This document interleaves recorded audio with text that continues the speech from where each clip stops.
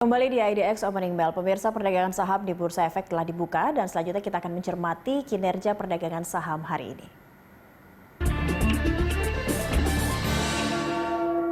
Dan untuk mengetahui pergerakan saham hari ini, kita telah terhubung dengan pendiri LBP Institute, Lucky Bayu Purnomo. Selamat pagi, Mas Lucky. Selamat pagi. Ya, ini tadi kita lihat IHSG dibuka kembali menguat setelah kemarin juga ditutup sempat menguat juga di 5.400 begitu ya kalau tidak salah, lalu tadi dibuka di 5.500 sekian. Namun sekarang kita lihat sudah ada pergerakan lagi nih kembali menurun 4.601. Apakah fluktuasi saat ini terpengaruh juga dengan harga minyak dunia yang mempengaruhi indeks?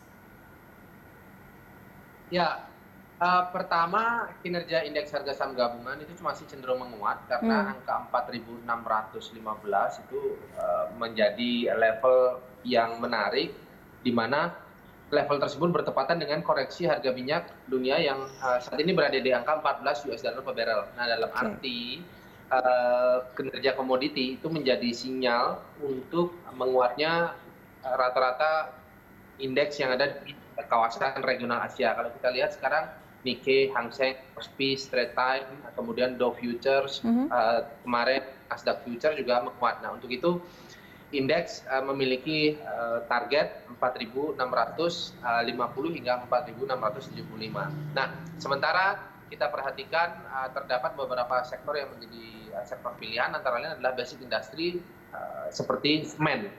Nah, kita ketahui juga bahwa apresiasi pasar cukup baik, di mana semen Holcim misalnya menguat 9%, kemudian SMGR juga menguat, kemudian semen Batu Raja juga menguat. Nah, kembali ke harga minyak tadi, bahwa sebenarnya rata-rata terendah harga minyak adalah 17 US dollar per barrel.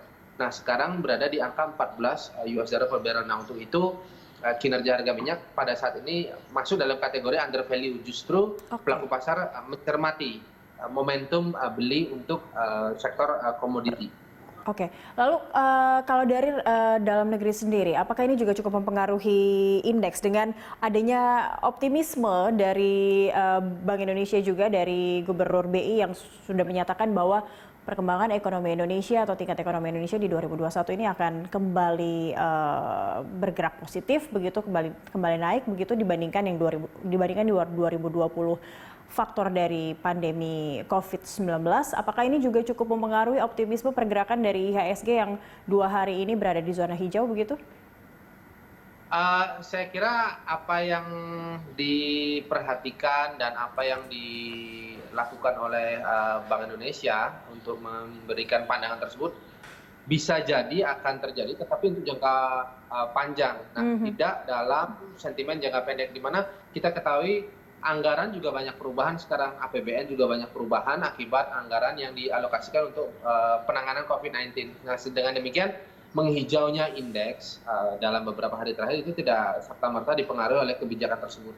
Nah, yang terpenting adalah apa? Bahwa hasil dari kebijakan jangka pendek itu saya kira masih memberikan koreksi terhadap kinerja pertumbuhan ekonomi, di mana sekali lagi bahwa anggaran-anggaran, alokasi anggaran, distribusi anggaran itu mengalami perubahan akibat COVID-19 ini. Nah, dengan demikian hal tersebut tidak signifikan mempengaruhi indeks harga saham gabungan. Oke, artinya COVID-19 memang masih menjadi penentu atau katalis utama begitu dalam pergerakan indeks kita, begitu Mas Lucky ya.